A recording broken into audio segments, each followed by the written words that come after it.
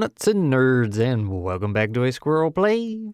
Today we're doing another TTRPG review, and it's going to be on Kosmosaurs, a very silly but very fun little game that we played during Krigmas. And if you don't know what that was, it was just me and my buddy Craig, and we decided to play a ton of TTRPGs all throughout the month of December because he had some time to himself. I even made a playlist you can go watch. Unfortunately, YouTube, yes, YouTube, not me it turns out, YouTube was having some technical troubles on their end around that time. There was a bit of a bottleneck going on and the stream ended up lagging like a whole 20 minutes behind, which made things a little confusing for us in the chat. But the worst part is there's about 20 minutes of the Animon episode missing, and of course it's right there at the boss fight and finale because I wasn't fully yet understanding the issues. I ended up starting and restarting the stream, and because we were lagging like 20 minutes behind, well, that data went bye-bye. Unfortunate, but hey, Kosmosaurs made it, so that's pretty nice. Anyway, here's how it's going down. Part 1 will be about the author, book, and setting. Part 2 will be a look at the mechanics, and Part 3 will be how it actually played and my final thoughts. So here we go!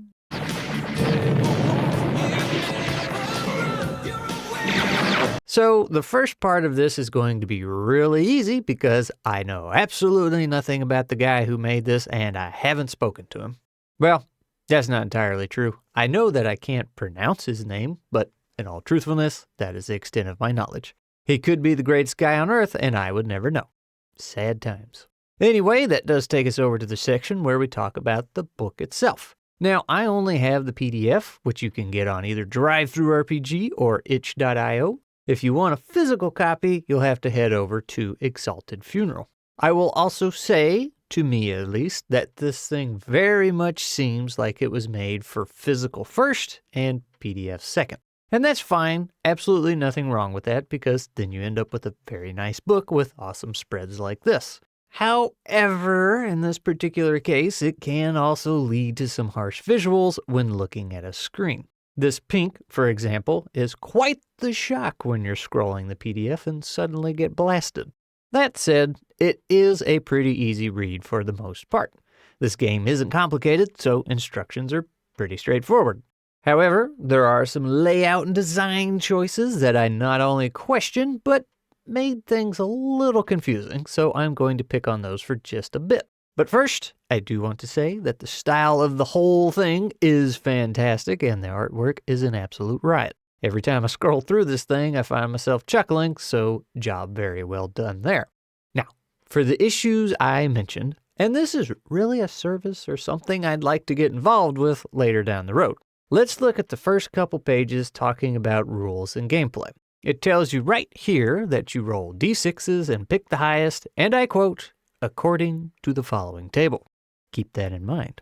Right under that, we have the question, what if I roll multiple sixes? And it says, if you manage to roll multiple sixes, each one after the first grants you a boon you can use for the following purposes. And it ends with a colon, suggesting that there is more information to follow. But immediately after that is a section for an optional rule on difficulty, which actually continues on to page 10. So if I'm understanding this right, this is how this page actually works. The basic rules about rolling here goes to the table here. This section about multiple sixes goes with this table here. And the optional rule goes with this. Not exactly what I'd call intuitive, and had it been up to me, I would have gone with something more like this. Granted, this is just me cutting and pasting in PowerPoint, but you get the idea. It would have been a lot easier to follow. Thankfully, that doesn't really happen again in the manual, or at least not that I saw, but there are some split tables and sections here and there that I think could have been avoided. The character creation section specifically, I feel like could have had a spread for the steps that included tables. Directions and notes on the left side, table on the right. That way you wouldn't have part of a section on one page, then have to flip over to the other page to get to the rest of it. Just my 2 cents because I feel like the information would transfer to the brains a little easier that way. Also, I did notice a handful of grammatical errors, but looking at the names of the designers, I'm just going to chalk that one up to a language barrier and be happy this made it over here to my side of the world. As for the setting, if you couldn't tell by the amazing layout and artwork, is very heavily influenced by the cartoons of old. Think Street Sharks or SWAT Cats or something like that, you know, the good stuff. Though Samurai Jack was also pretty dang good, and it came a good bit later. Extra thick! Well, anyway, the very first page tells you all you need to know. You are a dinosaur. You are a Cosmo Ranger. You are a Kosmosaur. And you travel the stars fighting evil, assassin robots, chaos mutants, and other weird things. Sounds like a good time, right?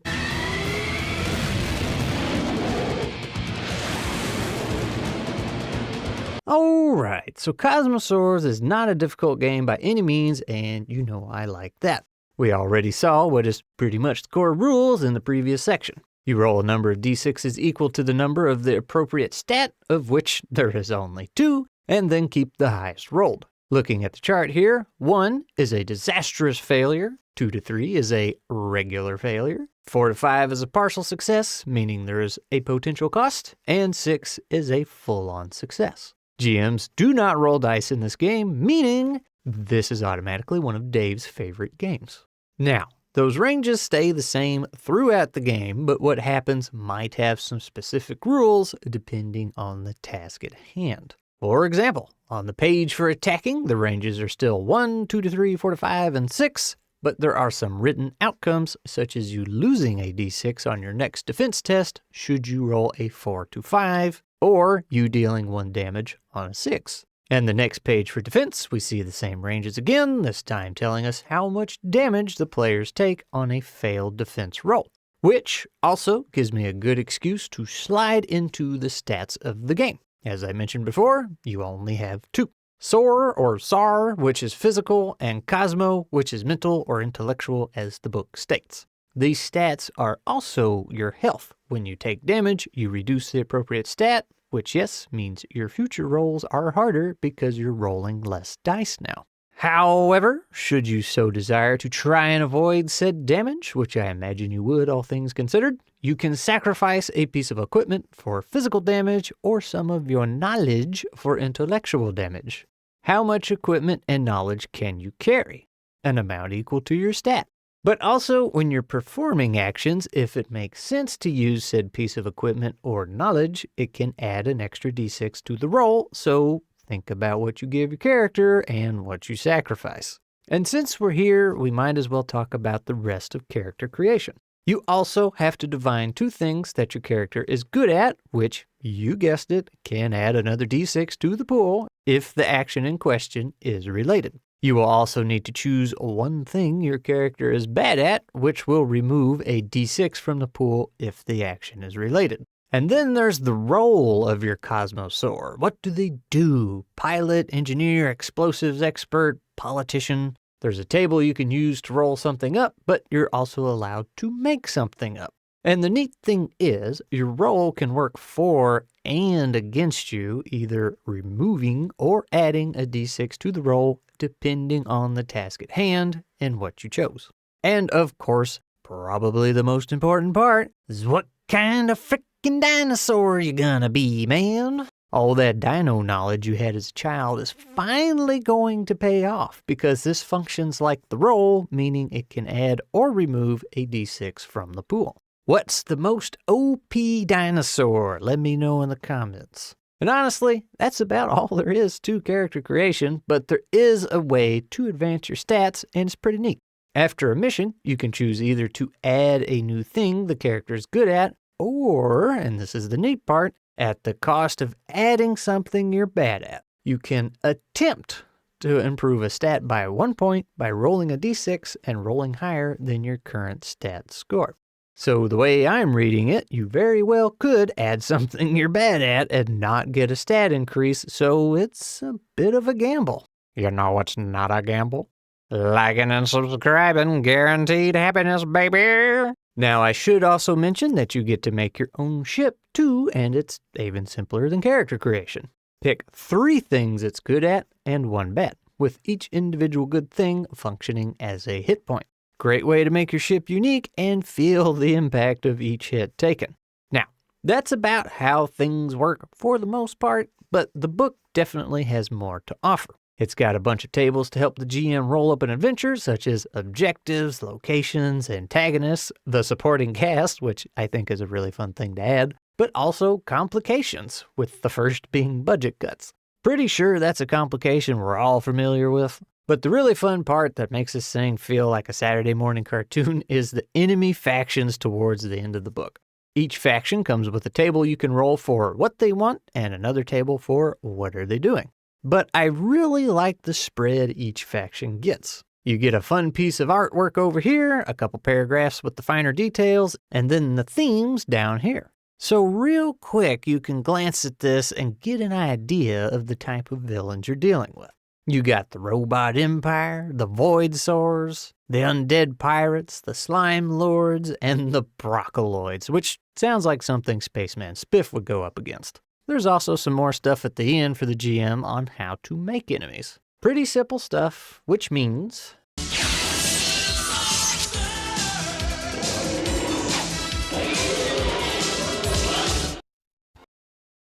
Did I enjoy it? Was it any fun? Or was it just so silly and loose that there really wasn't enough structure for anything? I thought it was a grand old time, and there's a stream you can watch for yourself. Unless I'm mistaken, it seems like everybody else had a good time too. Now, despite the rules being so simple, from what I recall, I think there was still some confusion on how the roles worked, but that just goes to prove my point of what I've said in other videos and streams. No matter how simple or well written a game is, or how well you read the manual, there's still going to be questions on that first game. Then when you finish and you look back, you're going to see what you got wrong and or missed and realized you could have, and maybe should have, done things a bit differently. Thankfully, there's nothing out there saying you have to get it right the first time, else we'd all be in whole heaps of trouble. But misunderstandings aside, I think it's safe to say we all had fun. The SWAT Cats theme, playing as we blasted our way through the asteroid field, was a good time and well worth the demonetization. Not that my streams are monetized anyway, but that's not the point. It's a very lighthearted and fun game you can pick up pretty easily, and I think it adds some interesting twists here and there, such as the giving up equipment or knowledge to avoid damage. Now, should you be so inclined to pick it up for yourself, I have... Good news, everyone! There are community copies available, which have a very interesting backstory to them, but you'll have to go to the itch.io page to see that for yourself. That said, my request to you will be the same as when a TTRPG is pay what you want on DriveThruRPG, or, well, somewhat the same.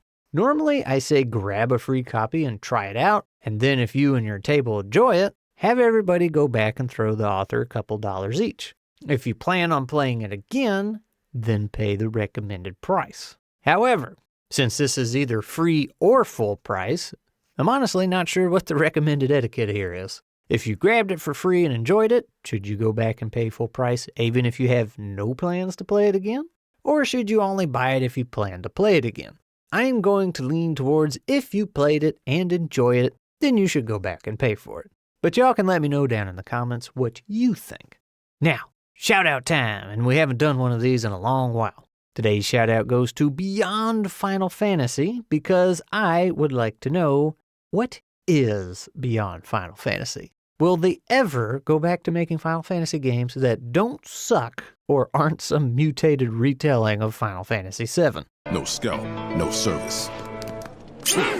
There's your hot take right at the end of the video.